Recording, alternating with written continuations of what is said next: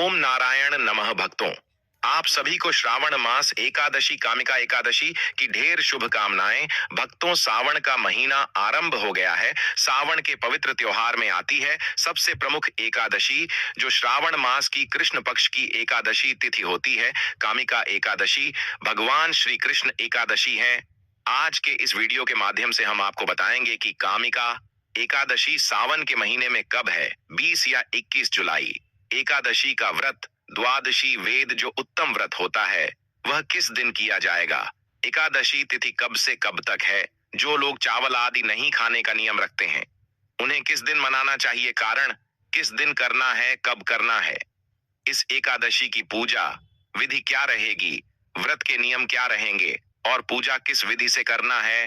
भगवान नारायण क्षीर सागर में अब योग निद्रा में चले गए हैं। इसकी एकादशी की पूजा कैसे करनी चाहिए, विधि क्या है, इस एकादशी के नियम क्या है। इस पर दो वस्तुएं ऐसी हैं जो विशेष रूप से नारायण को अर्पित करने चाहिए, बड़ी कल्याणकारी हैं। और एक कर्म ऐसा है जो पितरों के निमित्त किया जाना चाहिए, बड़ा ही कल्याण करता है। यह भी आपको जानकारी देंगे। जब आप विस्तार से कथा आदि और श्रवण करेंगे तो आप जान पाएंगे इसकी महिमा कितनी। कामिका एकादशी किस प्रकार से मनुष्य के पापों का नाश करती है और कितनी उत्तम फलदायी इस पृथ्वी पर उसके जीवन के लिए है। इसके विषय में आज के इस वीडियो के माध्यम से आप चर्चा करेंगे। कुल मिलाकर आने वाली कामिका एकादशी के बारे में संपूर्ण जानकारी यहाँ प्राप्त करेंगे। व्रत कब करना है, कैसे करना है, किस विधि से करना है, क्या नियम है, क्या भोग लगाना चाहिए, क्या मंत्र होना चाहिए, किस रूप का पूजन करना चाहिए। आज जानकारी आरंभ करें। उससे पहले आपसे निवेदन है कि यह भगवान श्री हरि की परम पुनीत कामिका एकादशी से संबंधित वीडियो है, तो कृपया इसे एक बार लाइक अवश्य कर दीजिएगा।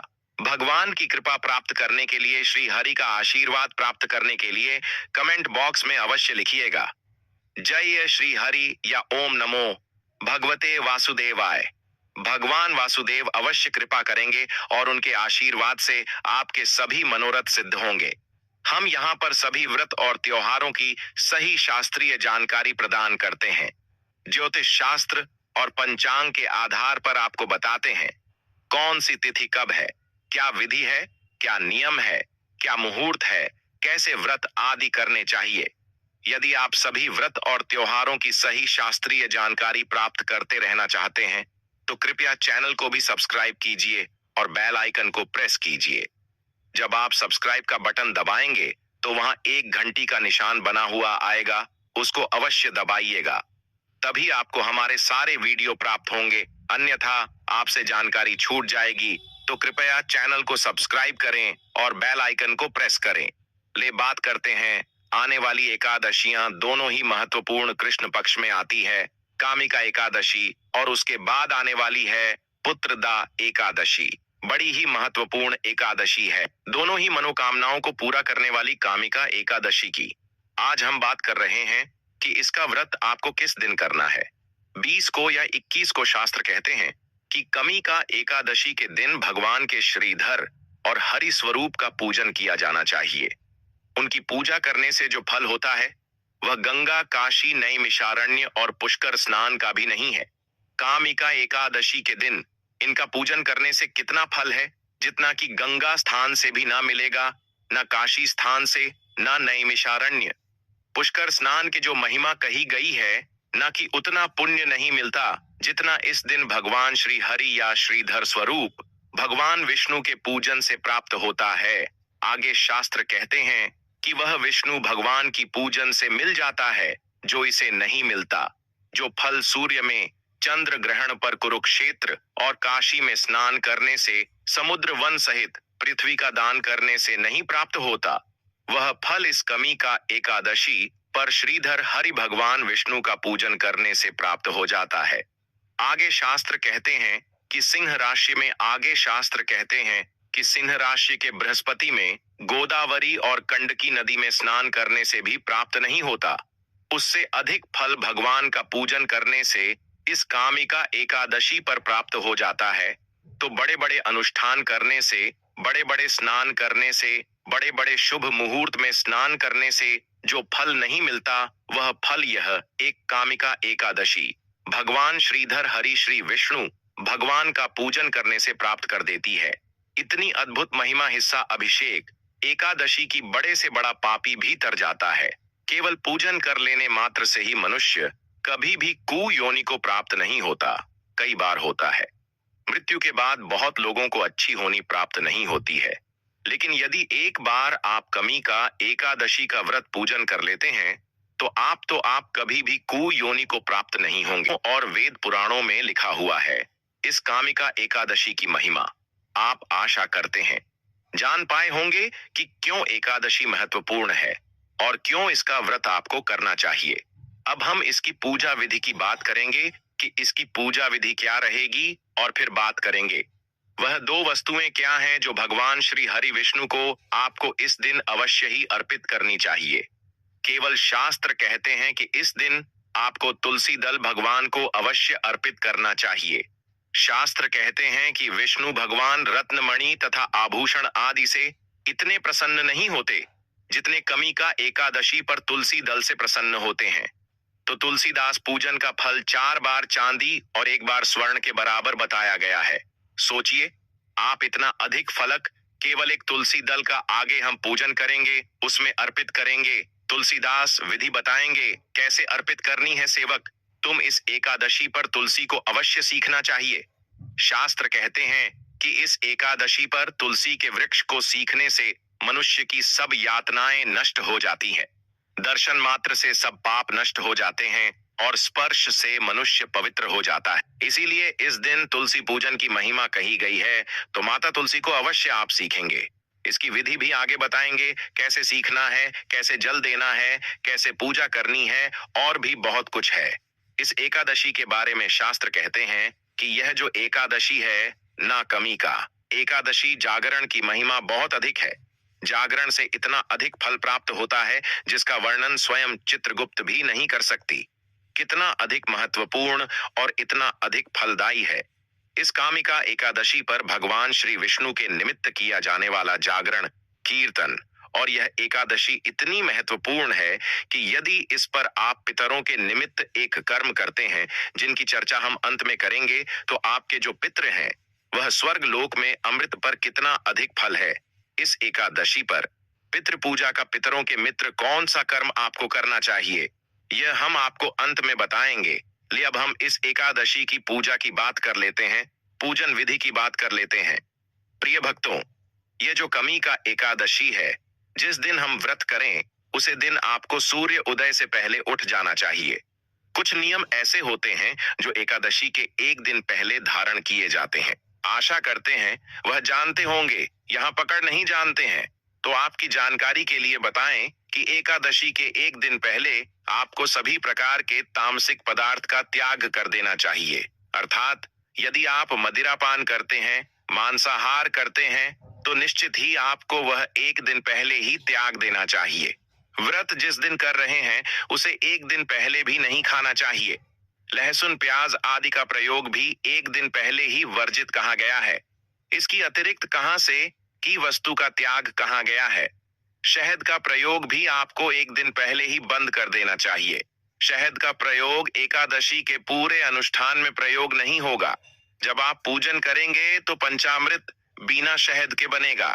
जब आप पारण करेंगे तो भी पंचामृत बिना शहद के ही बनेगा। खाने का तात्पर्य है कि शहद इस एकादशी में वर्जित है। ध्यान दीजिएगा कहां से के बर्तन का प्रयोग नहीं होगा, हमने आपको पहले बताया। इसके अतिरिक्त मशहूर की दाल आपको नहीं खाने चाहिए। मूली और बैगन आपको एक दिन पहले ही त्याग देना चाहिए। व्रत वाले दिन तो कोई खता भी नहीं है। जो व्रत करता है और एक दिन पहले भी इसे ग्रहण नहीं करना चाहिए। किस प्रकार से नियमों का पालन करते हुए आपको ब्रह्मचर्य दशमी तिथि को धारण करना चाहिए। रात्रि को मुख्य स्वच्छ करके सोना चाहिए जिससे कि अन्य का दाना मुंह में ना रहे। और कामिका एकादशी व्रत वाले दिन आपको सूर्योदय से पहले अवश्य ही उठ जाना चाहिए। प्रयास कीजिए, यदि ब्रह्मोत में उठ पाए, अगर प्रमोट करना भी उठ पाए तो कोई बात नहीं, परंतु सूर्योदय से पहले आपको अवश्य छूट जाना चाहिए। उठने के बाद स्नान कीजिए, पवित्र स्नान की महिमा सभी प्रमुख तिथियां पर कही गई है, तो आपको गंगा स्नान कीजिए। अब गंगा नदी पर सब तो जा नहीं सकते, तो आप घर पर ही गंगा स्नान कर लीजिए। नहाने का जो जल है उसमें पहले गंगा जल भारी पत्र में इस्तेमाल कीजिए। इस प्रकार से पवित्र स्नान करने के बाद स्वच्छ वस्त्र धारण कीजिए। पीले रंग के वस्त्र हो तो उत्तम रहेगा। आप जो भी शुद्ध वस्त्र हैं उनको पहले काले रंग के और नीले रंग के वस्त्र वर्जित कह गए हैं, तो काले रंग या नीले रंग के जो वस्तु है उनको पहन के आपको पूजन नहीं करना चाहिए। स्वच्छ वस्त्र धारण करके सूर्य देव को जल दीजिए और इसके बाद आप माता तुलसी को जल देना चाहिए। माँ वृद्धा को जरा दीजिए। तुलसी माता को जल्दी से तुलसी माता को जल देने के बाद उनका पूजन कीजिए। वाले कुमकुमारी अर्पे कुमकुमारी अर्पित कीजिए। अक्षत अर्पित कीजिए। मातेश्वरी को पुष्परित कीजिए। माल है तो माल पहनाइए। और इस प्रकार से मैन तुलसी का पूजन करके अब आप भगवान नारायण का पूजन करेंगे। भगवान नारायण का पूजन करने के लिए भगवान की स्थापना करेंगे, तो क्या क्या सामग्री आपके पास होने चाहिए यह अब आपको बताते हैं। भगवान वासुदेव का आज के दिन पूजन करने के लिए भगवान श्री हरि श्रीधर की कोई तस्वीर हो तो उत्तम है, वह दीजिए, या भगवान के जो भी स्वरूप आपके पास है वह ले लीजिएगा। तस्वीर या प्रतिमा भगवान को स्थापित करने के लिए चौकी दीजिए। पूजन सामग्री के लिए पान सुपारी लौंग इलायची नैवेद्य पंचामृत लाल पुष्पों की माला चित्र जाने यू पंचामृत बनाने के लिए कच्चा दूध दही घी शहद के स्थान पर गंगा जल और शक्कर। यह 5 चीज शहर का प्रयोग पंचामृत में एकादशी पर नहीं किया जाता है। यह वस्तुएं आपको लेनी है और एकता में का लौटा आपके पास होना चाहिए। यह सारी सामग्री एकत्र कीजिए। आसन लगाकर बैठ जाइए। जो भी आपके घर में पूजा के लिए उपयुक्त स्थान है, जहां भी आप बैठकर पूजन करते हैं, प्रयास कीजिए कि आप उत्तर दिशा की ओर मुख करके बैठ पाए। अनीता पूर्व दिशा की ओर मुख करके भी बैठ सकते हैं। सबसे पहले स्थान का सामग्री का शुद्धिकरण किया जाएगा, फिर भगवान की स्थापना और पूजन संकल्प करते हुए आगे बढ़ेंगे। तो जो आपने लौटा लिया है तांबे का, उसमें पहले गंगा जल भारी है, फिर शुद्ध जल भरी और उसके बाद उसे जल से फूल के माध्यम से फूल को जल में डुबाकर और फिर चित्ते दीजिए। जो हमारा पूजा स्थल है वहां पर जो हमारी पूजा की सामग्री है, वहां पर जिससे कि जो भी वस्तुएं हैं जो आप पूजा में अर्पित करने के लिए लाए हैं वह सभी शुद्ध हो जाए, स्थान का पवित्र कारण हो जाए। ओम पवित्र हो।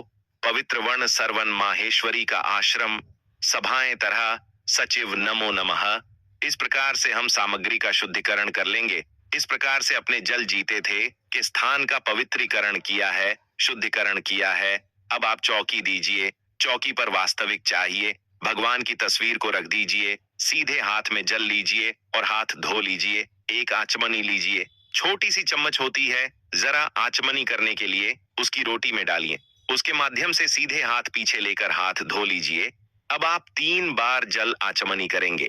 स्वयं को पूजा के योग्य बनाएंगे और फिर हम पूजन संकल्प लेंगे। उसके बाद हम पूजा आरंभ करेंगे। 1 चम्मच जल लीजिए, पी जाइए। माधवाय नमः। ओम केशवय नमः। ओम नाराय नमः। ओम अर्शिकीशाय नमो नमः बोलिए। अपने आप को तिलक कीजिए और मौली बंधिए। जो कुशवाना ना होता है उसको आपके हाथ में बांधना है।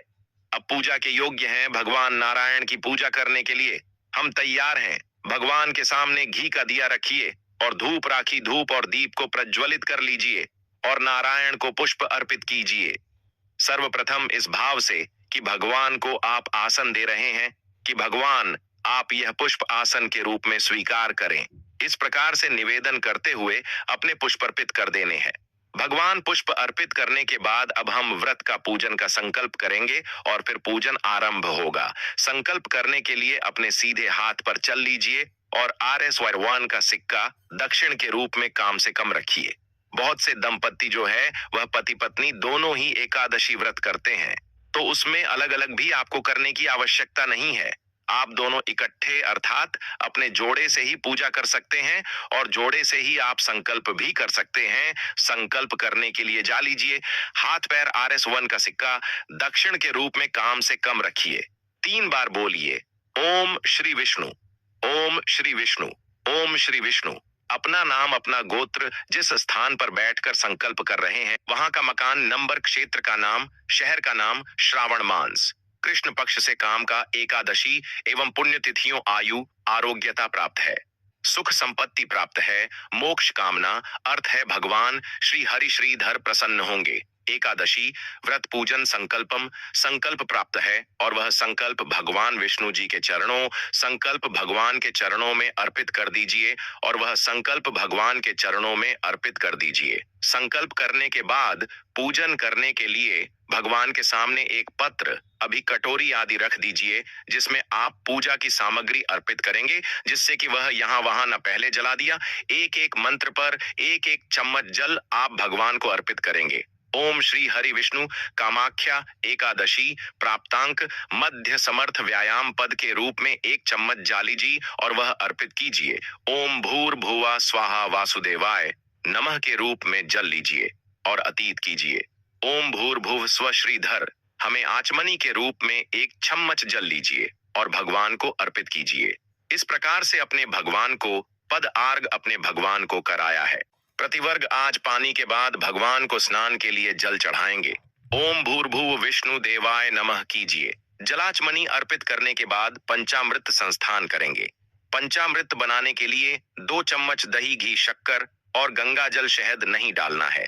इस प्रकार से बनाकर और वह अर्पित कीजिए भगवान को। ओम भूर्भुव स्व श्री हरि देवाय नमः पंचामृत स्नानंद समर्पयामि। इसके बाद आप भगवान को शुद्ध जल से स्नान करेंगे। आचमनी के बाद शुद्ध जल लीजिए। ओम भूर्भुव स्व श्री हरि श्री हृदयवाय नमः सत्यवान स्नान निमंत्रण। अशुद्ध जन्म समय व्यायाम ही शुद्ध जल से स्नान कराया। शुद्ध जल से स्नान करने के बाद भगवान को वस्त्रापित करेंगे। वस्त्र के रूप में मौली आधिकारिक कीजिएगा। मौली का टुकड़ा थोड़ी और चढ़ा दीजिए भगवान को। ओम भूर्भुव स्व श्री राधे विष्णु देवाय नमः वस्त्रम अंगु पवित्रता नमो नमः जानू लीजिए। जानू को होली कुमकुम आदि से तिलक कर लीजिएगा, फिर चढ़ाएगा। ओम भूर्भुव स्व श्री राधे नमः कीजिए। भगवान को इत्र अर्पित करेंगे। इत्र लीजिए, इत्र को आप फूल पर लगा दीजिए और वह भगवान को अर्पित कीजिए। ओम भूर्भुवा स्वाहा विष्णु देवाय नमः अर्पित कीजिए। इत्र के बाद भगवान को तिलक लगाएंगे। रानी कुमकुम कुमारी से तिलक कीजिएगा। ओम भूर्भुव स्व श्री हृदयवाय नमः तेरा काम समर्पयारी तिलक कीजिए। तिलक करने के बाद फूलों की माला है तो माला पहनना, यह पुष्प है तो पुष्पित कीजिएगा। ओम भूर्भुव स्वदेवाय नमः पुष्पम समर व्यायाम करो। माला अर्पित कीजिए। पुष्प है तो कुछ चाहिए। माल्यार्पण करने के बाद धूप दिखाइए और दीप दिखाइए। ओम भूर्भुव स्व श्री राधे विष्णु देवाय नमः। ओम भूर्भुव स्व विष्णु देवाय नमः दीपम दर्शायामी धूप दीप दिखाइए। धूप दीप दिखाकर भगवान को नई बाजार के करेंगे। नावेद के रूप में अगर आप तस्वीर मिठाई है तो मिठाई चढ़ाई, मिठाई ना हो तो आपको फल ले सकते हैं और फल ना हो तो आप केवल मिश्री अर्पित कर दीजिएगा। ओम भूर्भुवा स्वाहा श्री हरि देवाय नमः।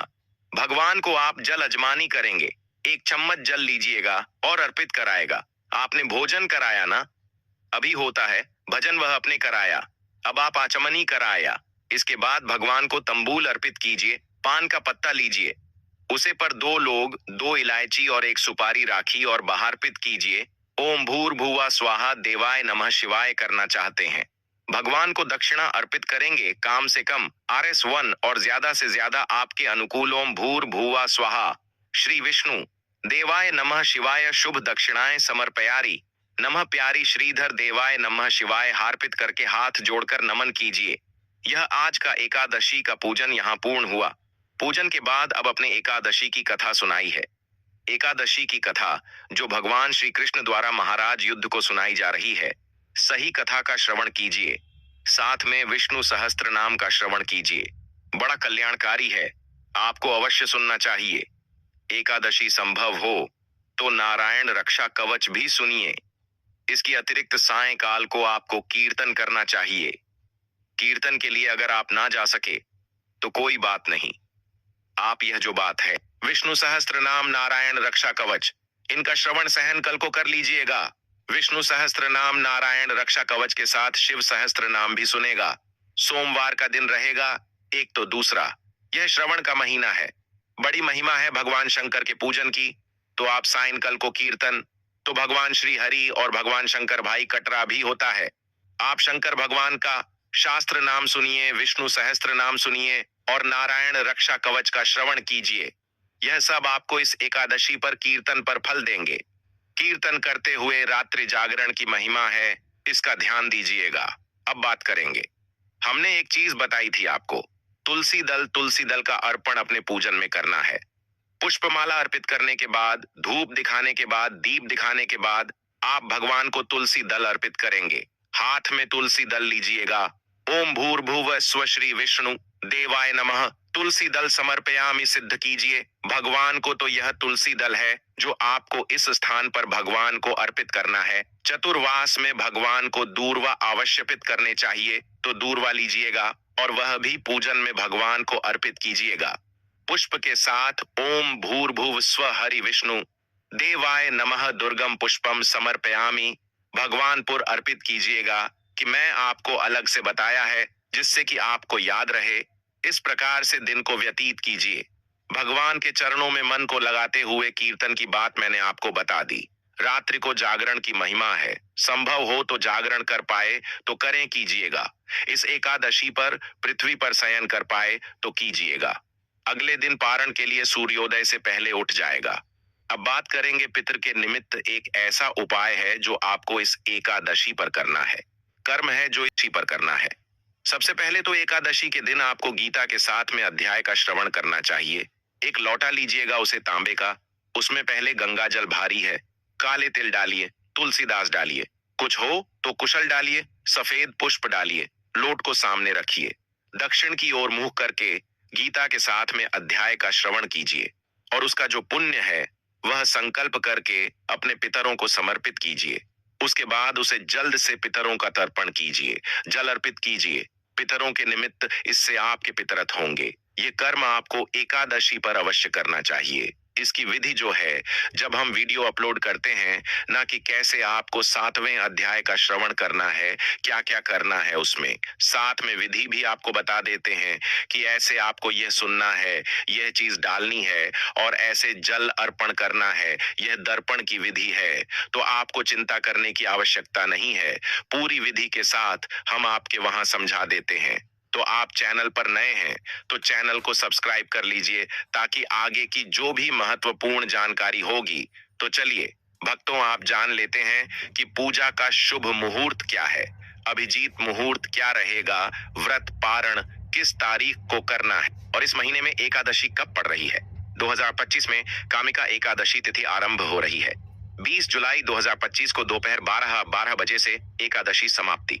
21 जुलाई 2025 को सुबह 09:28 बजे एकादशी का समापन होगा। इसलिए व्रत का संकल्प व पूजा 21 जुलाई 2025 सोमवार को करना उचित है। अब बात कर लेते हैं पूजा के शुभ मुहूर्त की, कि पूजा करना कितने बजे शुभ रहेगा। ब्रह्म मुहूर्त लगभग 04:14 AM, 05:08 AM, कुछ स्रोतों में समान रूप से 20:07:08। अभिजीत मुहूर्त लगभग 12:00 PM, 12:29 PM, कुछ में 12:06 PM, 12:29 PM तक रहेगा। तो आप इन दोनों समयों में पूजन करना अत्यंत शुभ माना जाता है। एकादशी व्रत पारण का समय निम्नवत है। 22 जुलाई 2025 प्रातःकाल 05:37 AM से 07:05 AM तक आपको कर लेना है। शुभ मुहूर्त में पालन करना शुभ होता है। यही शुद्ध और उपयुक्त समय माना गया है। बात करें इसके महत्व की, तो एकादशी का हिंदू धर्म में बहुत ही अधिक महत्व है और इसका महत्व और भी अधिक इसीलिए बढ़ जाता है क्योंकि यह सावन के महीने में पड़ी है। तो जानकारी आपको थोड़ी सी भी अच्छी लगी हो तो वीडियो को लाइक जरूर करें, कमेंट बॉक्स में लिख दें जय हरि विष्णु, हर हर महादेव किसी के साथ आप अपनी राशि भी कमेंट बॉक्स में डाल दें ताकि आपकी राशि के अकॉर्डिंग जो भी उपाय होगा वह हम आपको आपके कमेंट के रिप्लाई में जरूर ही बताएंगे। चैनल पर नए हैं तो चैनल को सब्सक्राइब जरूर ही कर लेना ताकि इसी प्रकार की और भी ज्ञान से भरपूर वीडियो आपको सीधे माध्यम से प्राप्त हो सके।